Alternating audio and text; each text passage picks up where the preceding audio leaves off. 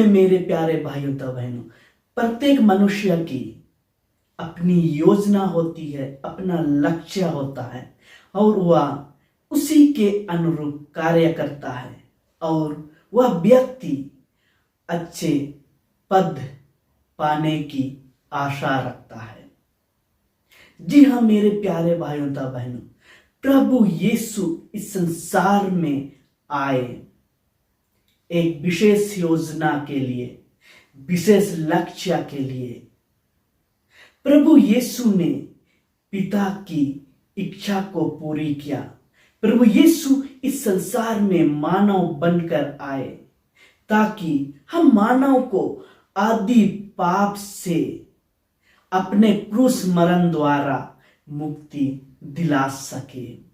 जी हाँ मेरे प्यारे भाइयों तथा बहनों, इसीलिए आज के सुसमाचार में हम लोग देखते हैं प्रभु यीशु अपने शिष्यों से कहते हैं, मानव पुत्र को मनुष्यों के हवाले किया जाएगा, उसे मार डाला जाएगा और मरने के बाद तीसरे दिन जी उठेगा। यूहन्ना का सुसमाचार अध्याय 1 पद संख्या 29 में यूहन्ना बपतिस्मा कहता है, जब वह प्रभु यीशु को अपनी ओर आता देखता है तो उनकी ओर देखकर कहता है, देखो ईश्वर का मेमना जो संसार के पाप हल लेता है। यूहन्ना का सुसमाचार अध्याय 2 पद संख्या 19 में प्रभु यीशु कहते हैं, इस मंदिर को ढा दो और मैं इसे 3 दिन में खड़ा कर दूंगा। मत्ती का सुसमाचार अध्याय 20 पद संख्या 28 में प्रभु यीशु कहते हैं, मैं सेवा कराने नहीं बल्कि सेवा करने के लिए आया हूं और बहुतों का उद्धार करने के लिए अपने प्राण देने आया हूं। जी हाँ मेरे प्यारे भाइयों तथा बहनों, प्रभु यीशु ने हम सबों को क्रूस पर अपने आप को बलिदान देकर हमें मुक्ति दिलाया।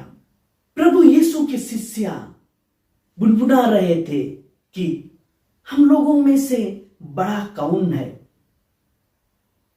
हम लोग देखते हैं जबेदी के पुत्र याकूब और यूहन्ना के बारे में।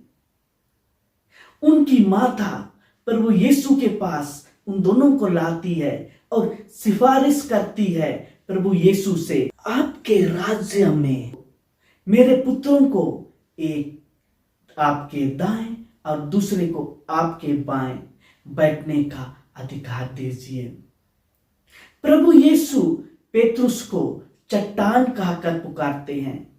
प्रभु यीशु उसे स्वर्ग की कुंजियां प्रदान करते हैं। इस प्रकार से हम देखते हैं प्रत्येक शिष्य एक अच्छे पद पाने की आशा में थे।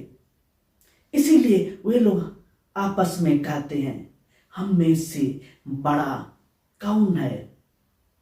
जी हाँ मेरे प्यारे भाइयों तथा बहनों, जब इस पर उनके शिष्य विचार कर रहे थे, उस समय प्रभु यीशु एक बालक को उनके सामने लेकर आते हैं। बालक जो है निर्दोष होता है, वह नहीं जानता कि क्या सही है और क्या गलत। एक बालक विनम्र होता है, उसमें सच्चाई होती है, उसमें शुद्धता होता है। उत्पत्ति ग्रंथ अध्याय 1 पद संख्या 27 में हम लोग देखते हैं कि ईश्वर ने मनुष्य को अपने प्रतिरूप बनाया, या हम मानव के लिए ईश्वर का प्रेम को दर्शाता है। जी हाँ मेरे प्यारे भाइयों तथा बहनों, हम मानव ईश्वर के प्रिय हैं और ईश्वर के बच्चे हैं। कोई व्यक्ति बूढ़ा हो या जवान हो या किशोर अवस्था में हो, छोटे से बुजुर्ग व्यक्ति तक हम सब के सब ईश्वर के बच्चे हैं, ईश्वर के पुत्र पुत्रियां हैं।